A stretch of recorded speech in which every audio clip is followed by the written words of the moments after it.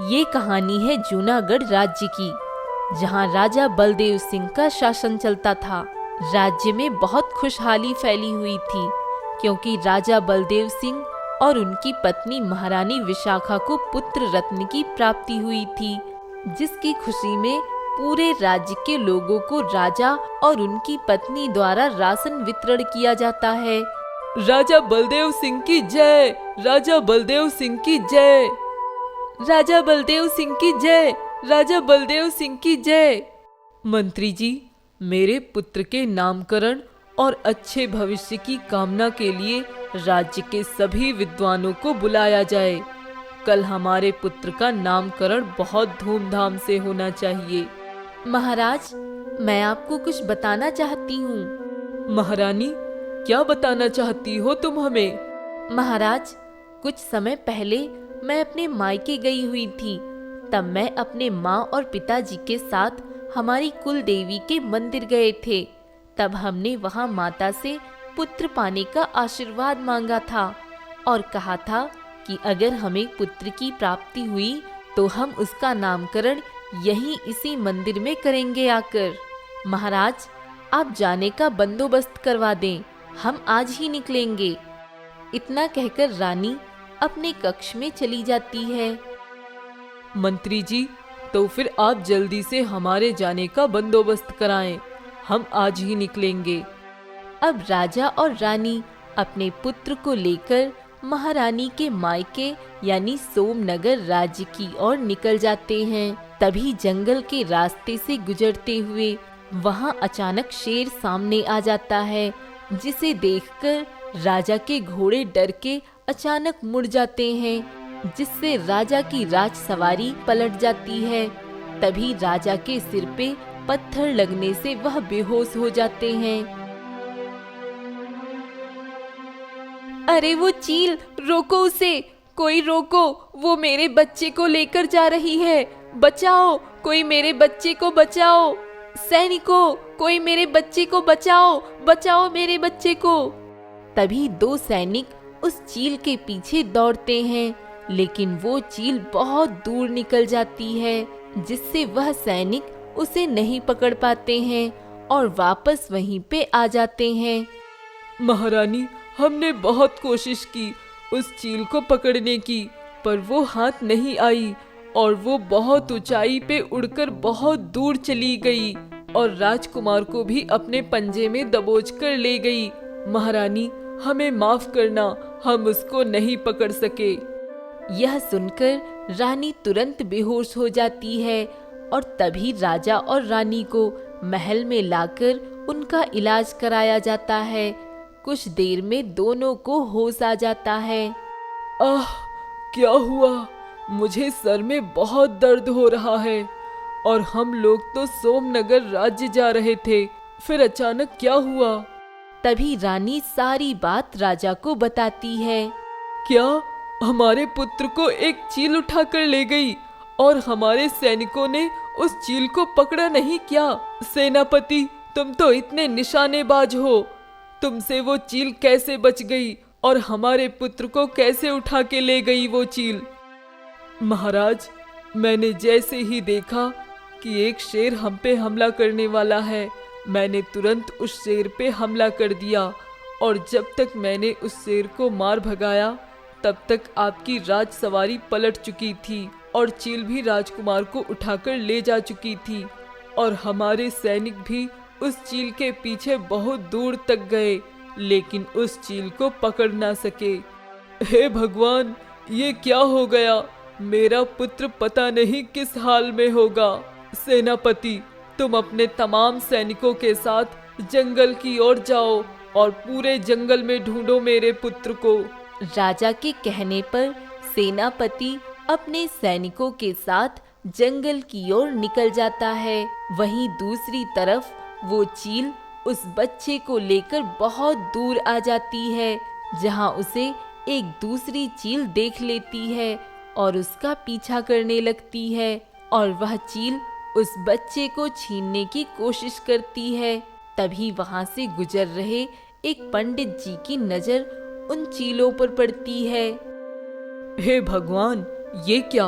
इन चीलों के पास तो कोई नवजात शिशु है जिसके लिए ये दोनों चील आपस में लड़ रही हैं। न जाने किसका बच्चा उठा लाई है ये चील। तभी दोनों चील की आपस में तकरार से वह बच्चा नीचे गिर जाता है, जिसे तुरंत वह पंडित अपने हाथों में रोक लेता है और तुरंत वहां से अपने घर की ओर निकल जाता है। अरे भाग्यवान, कहाँ हो? जल्दी इधर आओ। अरे ये क्या? ये किसका बच्चा ले आए हैं आप? ये सब ऊपर वाले का खेल है भाग्यवान। हम इतने सालों से एक पुत्र की कामना करते थे, शायद ये उसी का फल है जो हमें मिल गया है। पर ये बच्चा मिला कहाँ आपको? ये तो कितना सुंदर बच्चा है। तभी पंडित अपनी पत्नी को सारी घटना बताता है। सुनिए जी, अगर इस बच्चे को कोई ढूंढने नहीं आया तो इसे हम ही पाल लेंगे। वैसे भी हमारे घर में कोई बच्चा नहीं है और ये बच्चा मुझे बहुत प्यारा लग रहा है। ठीक है, लेकिन जरा धीरे बोलो और सुनो, ये बात घर के बाहर नहीं जानी चाहिए और इस बच्चे के बारे में किसी से कुछ मत कहना। अगर कोई इसे ढूंढते हुए यहाँ आया तो हम इसे वापस कर देंगे और अगर नहीं आया तो कोई बात नहीं, इसे हम ही पालेंगे। सुनिए जी, आज पूरा 1 महीना हो गया है, कोई भी इस बच्चे को ढूंढने नहीं आया है। अब हम क्या करें? करेंगे क्या? अब हमें मिला है ये, तो इसका पालन पोषण करना भी हमारी ही जिम्मेदारी है। लेकिन क्या? देखो भाग्यवान, हम इस बच्चे को लेकर इस गांव में नहीं रह सकते। हमें ये गांव छोड़कर कहीं दूसरी जगह रहने जाना होगा, क्योंकि हमारी कोई संतान नहीं है। ये बात सारा गांव जानता है। अगर अचानक इस बच्चे को लोग देखेंगे तो कई सवाल करेंगे, इसलिए हमें ये गांव छोड़कर कहीं और जाना होगा। हाँ, आप ठीक कह रहे हैं, हमें इस गांव में नहीं रहना चाहिए। इतना कहकर पंडित अपनी पत्नी और नन्हे बच्चे को लेकर उस गांव से निकल जाता है और एक छोटे से कस्बे के पास जंगल के किनारे एक झोपड़ी बनाकर वो रहने लगते हैं। ऐसे ही कुछ वर्ष बीत जाते हैं और वो छोटा बच्चा अब बड़ा हो चुका होता है। बेटा सूर्यदेव, मैं बाजार जा रहा हूँ कुछ सब्जियाँ और घर का राशन लेने। तब तक तू जा, आज जंगल से सूखी लकड़ियाँ ले आ। आज घर में लकड़ियाँ नहीं बची हैं। सूर्यदेव जंगल में लकड़ियाँ लेने चला जाता है। देखो, तुम जल्दी से सारा माल मेरे हवाले कर दो, नहीं तो अपनी जान से हाथ धो बैठोगे। मुझे जाने दो, तुम मुझे जानते नहीं हो। मैं इस राज्य के राजा का पुत्र हूँ और ये राज्य मेरा है। तुम यहाँ से बच के नहीं जा पाओगे। अरे हमें मत डराओ राजकुमार, हम डरने वाले नहीं हैं। वैसे भी हमने अपने चेहरे को ढक रखा है, तो हमें पहचानोगे कैसे?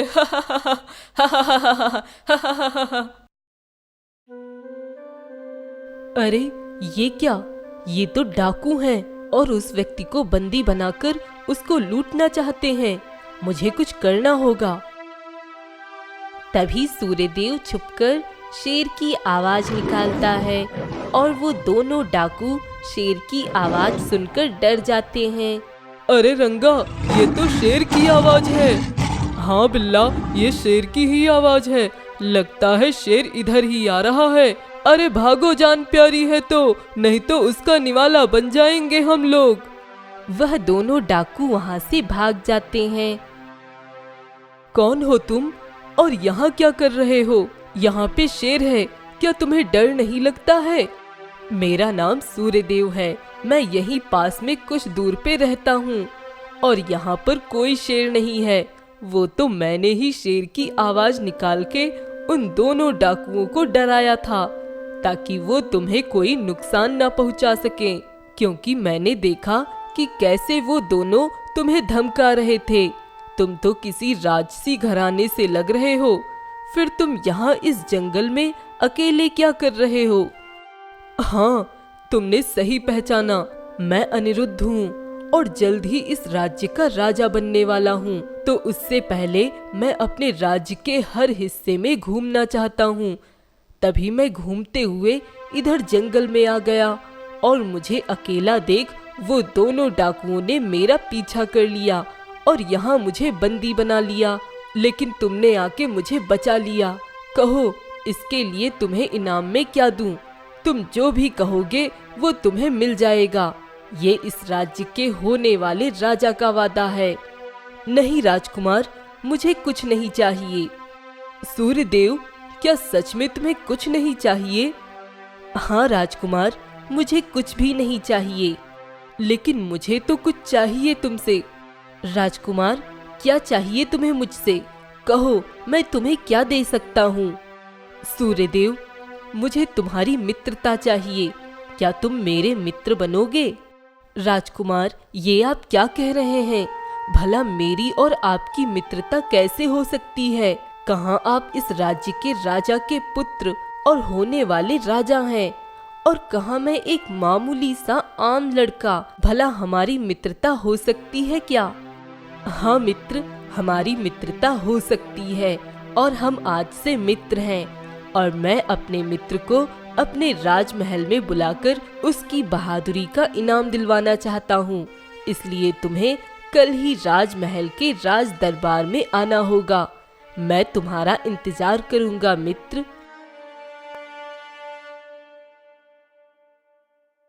ताऊ जी, यही है वो सूर्यदेव जिसने मुझे जंगल में डाकुओं से बचाया था।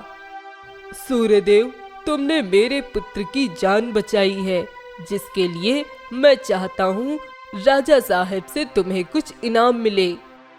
हाँ हाँ, मैं तुम्हारी बहादुरी से प्रसन्न हुआ हूँ और इसके लिए मैं तुम्हें 10 सोने की मोहरें इनाम के तौर पर देना चाहूँगा। नहीं महाराज, मुझे कोई इनाम नहीं चाहिए। मुझे तो पहले ही इनाम मिल चुका है। राजकुमार ने मुझसे मित्रता की, मुझे अपना मित्र माना। मेरे लिए तो यही इनाम है। अब मुझे किसी भी इनाम की आवश्यकता नहीं। नहीं, ये नहीं हो सकता। ये मैं क्या देख रहा हूँ? ऐसा कैसे हो सकता है? वो राजमहल में प्रवेश कर चुका है। मुझे जल्दी ही ये बात नरेंद्र देव को बतानी होगी। अब तांत्रिक नरेंद्र देव से मिलने राजमहल जाता है। अरे तांत्रिक बाबा, आप यहाँ क्यों आ गए? मुझे पता भेज दिया होता, मैं आ जाता। पता भेजने भर का समय नहीं था मेरे पास, क्योंकि बात ही कुछ ऐसी है जो मुझे जल्द ही तुम्हें बतानी है। ऐसी क्या बात है तांत्रिक बाबा जो बताने आप यहाँ चले आए? नरेंद्र देव, जो सपना तुम वर्षों से देख रहे थे वो अब टूट सकता है, क्योंकि वो लड़का जो कल यहाँ इस दरबार में आया था वो तुम्हारे लिए खतरा बन के आया है। अगर उसका आना जाना इस महल से बंद नहीं किया गया तो वो दिन दूर नहीं जब तुम दोनों का सपना चकनाचूर हो जाएगा। क्या? ये क्या कह रहे हैं आप तांत्रिक बाबा? ऐसा क्यों कह रहे हैं आप? भला उस लड़के से हमें कैसा खतरा हो सकता है? क्योंकि वो लड़का कोई और नहीं बल्कि वही बच्चा है जिसे तुम्हारे कहने पर मैंने अपनी सिद्धियों से बनाई उस चील और शेर की मदद से उस बच्चे को राजा से अलग किया था। पर न जाने कैसे वो बच्चा बच गया और बड़ा होकर आज वो राजमहल तक आ पहुंचा है। तो ये लड़का वही बच्चा है जिसे मैंने वर्षों पहले अपने रास्ते से हटा दिया था, लेकिन वो आज फिर मेरे रास्ते का पत्थर बनने आ गया है। इसे तो मैं देख लूंगा। तांत्रिक बाबा, इससे पहले कि कोई आपको देखे आप चुपके से यहाँ से चले जाइए और मैं उस लड़के का कुछ बंदोबस्त करता हूँ। ये लड़का बच कैसे गया उन चीलों से? अगर कहीं ये बात बड़े भैया को पता चल गई कि ये उनका वही बच्चा है जिसे चील उठा ले गई थी, तो मेरे सारे किए कराए पर पानी फिर जाएगा। अब जल्दी ही इसका समाधान सोचना होगा। चलो, तब बच गया था, लेकिन अब नहीं बचेगा तू। राजा तो मेरा बेटा ही बनेगा। एक दिन अनिरुद्ध से मिलने सूर्यदेव महल में आता है और दोनों काफी देर तक एक दूसरे से बातें करते हैं। अच्छा अनिरुद्ध, अब मुझे चलना चाहिए। माँ और पिताजी मेरी राह देख रहे होंगे। ठीक है सूर्यदेव, हम कल फिर मिलेंगे। हाँ हाँ जरूर। सूर्यदेव अब अपने घर की ओर निकल जाता है। यही मौका है इसे रास्ते से हटाने का। अब देखता हूँ कैसे बचता है तू। सुनो, मेरी मदद करो, मेरी मदद करो बेटा। अरे काका, क्या हुआ? आपको क्या मदद चाहिए? बेटा, मुझे मेरे बेटों ने घर से निकाल दिया है और मैं अपना कुछ सामान लेकर गांव के बाहर आ गया हूँ, पर मेरा बहुत जरूरी सामान घर ही रह गया है।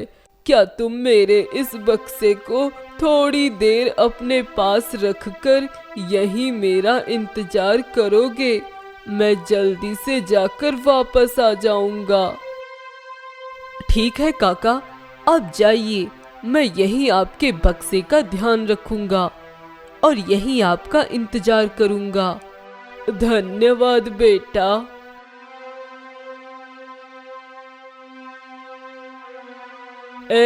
ये बक्सा तुम्हारे पास कहाँ से आया? ये तो वही बक्सा है जो राजा साहब के महल से चोरी हुआ है।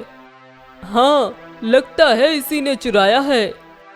नहीं, ये वो बक्सा नहीं है और मैंने कोई चोरी नहीं की है।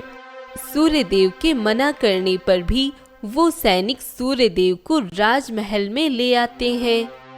छोटे महाराज, यही है वो चोर जो आपके कमरे से आपका बक्सा चुरा के ले गया था। क्या? ये क्या कह रहे हो सैनिकों? ये तो सूर्यदेव है, मेरे पुत्र का मित्र। भला सूर्यदेव ने क्यों चोरी की? छोटे महाराज, हमने इसे रंगे हाथों इस बक्से के साथ पकड़ा है। तो फिर ठीक है, इसे राजमहल में चोरी करने के इल्जाम में आजीवन कारावास की सजा दी जाती है। जाओ, इसे कारावास में कैद कर दो। नरेंद्र देव, क्या तुम्हें नहीं लगता कि फैसला करने में तुम जल्दबाजी कर रहे हो? ये लड़का तुम्हारे पुत्र का मित्र है। क्या इसे इसकी सफाई में कुछ कहने का कोई मौका नहीं देना चाहिए? भैया, जब चोरी किया हुआ बक्सा इसके पास मिला है तो अभी क्या सफाई की उम्मीद बाकी है? और रही बात ये कि ये लड़का मेरे पुत्र अनिरुद्ध का मित्र है, तो इससे इसकी सजा कम नहीं हो सकती, क्योंकि अपराध करने वाला चाहे कोई भी हो, हमारे राज्य में उसे उसकी सजा जरूर मिलती है। इसलिए ही तो ये राज्य इतना महान है ना बड़े भैया? हाँ हाँ।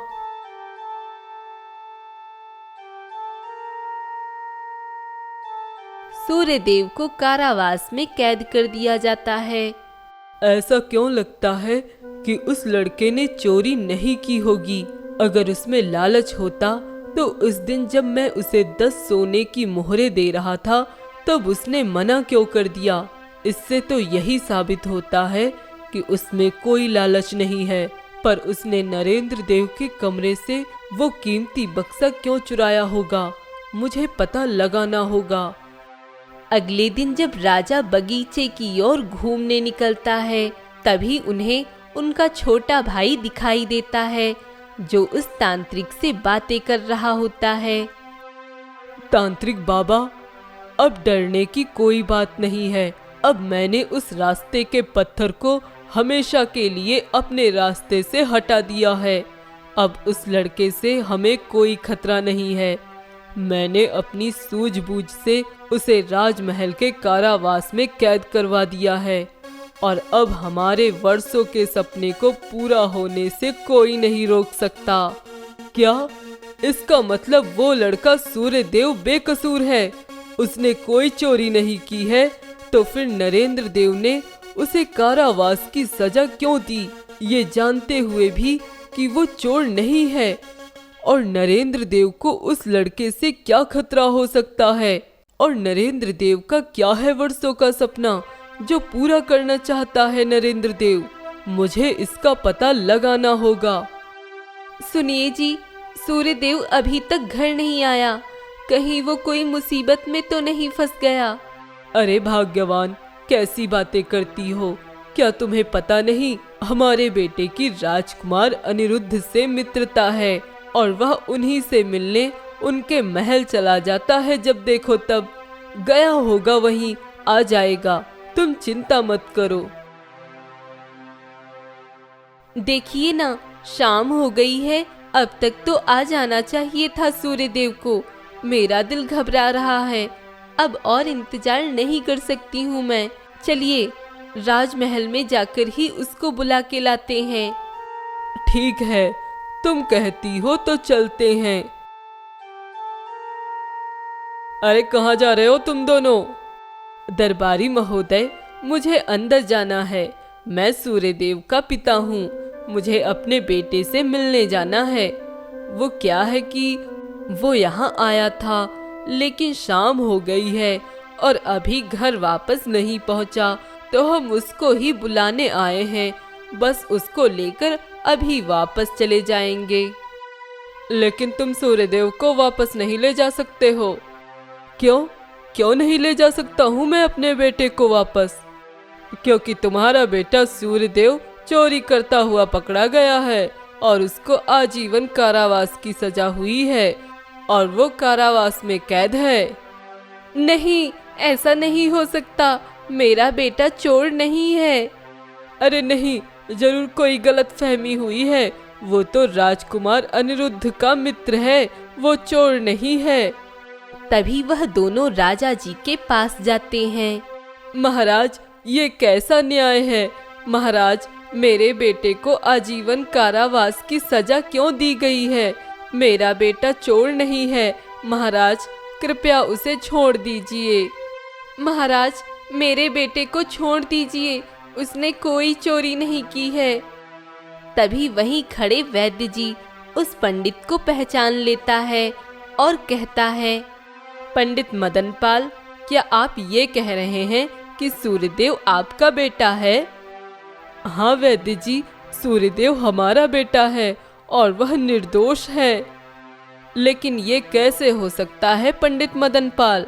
मैंने तुम्हारी पत्नी का इलाज किया था कुछ वर्षों पहले और तुम्हें बताया था कि तुम्हारी पत्नी कभी मां नहीं बन पाएगी, तो फिर सूर्यदेव तुम्हारा बेटा कैसे हो सकता है?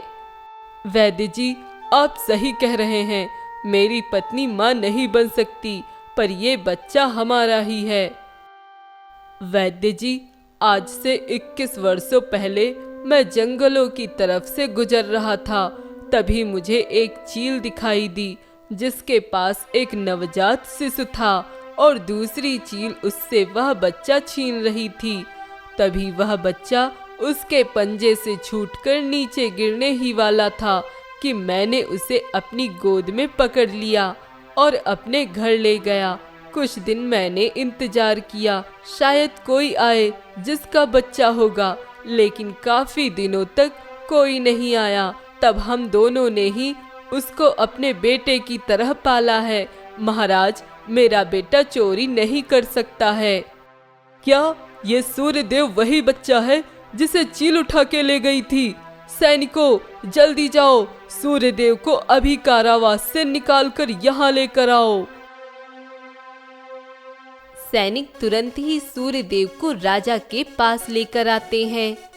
मुझे तो पहले ही शक था कि सूर्यदेव ने कोई चोरी नहीं की है और अब मुझे सब समझ आ रहा है कि ये किसकी चाल है। तभी वहाँ राजा का एक गुप्तचर आता है। महाराज, मैं आपसे कुछ कहना चाहता हूँ। क्या कहना चाहते हो तुम? महाराज, ये सूर्यदेव आपके ही पुत्र हैं। जिन्हें आपके भाई छोटे महाराज ने तांत्रिक के साथ मिलकर तांत्रिक की सिद्धियों से जंगल के रास्ते पर उस शेर और चील की मदद से आपसे अलग कर दिया था, ताकि छोटे महाराज के बेटे राजकुमार अनिरुद्ध इस राज्य के नए राजा बन सके। नरेंद्र देव, तुम्हारा खेल खत्म। तुमने अपने ही घर में अपने ही भाई से इतना बड़ा छल किया। मैं तुम्हें कभी माफ नहीं करूंगा। मैं तुम्हें अभी आजीवन कारावास की सजा देता हूँ। सैनिकों, ले जाओ इसे और डाल दो कारावास में। अब राजा और रानी अपने पुत्र को देखकर बहुत खुश हो जाते हैं और सूर्य देव को सारी सच्चाई बता देते हैं। पंडित मदन पाल जी, मैं आपका बहुत शुक्रगुजार हूँ कि आपने मेरे बेटे को इतने साल पाल पोस कर बड़ा किया, जिसके लिए मैं आप दोनों का बहुत आभारी हूँ। और मैं चाहता हूँ कि आप दोनों आज से यहीं रहें, महल में ही, और हमारा बेटा हम सबके साथ रह सकेगा। यह सुनकर पंडित जी और उसकी पत्नी बहुत खुश हो जाते हैं और कुछ दिनों बाद सूर्यदेव बनता है राज्य का नया राजा।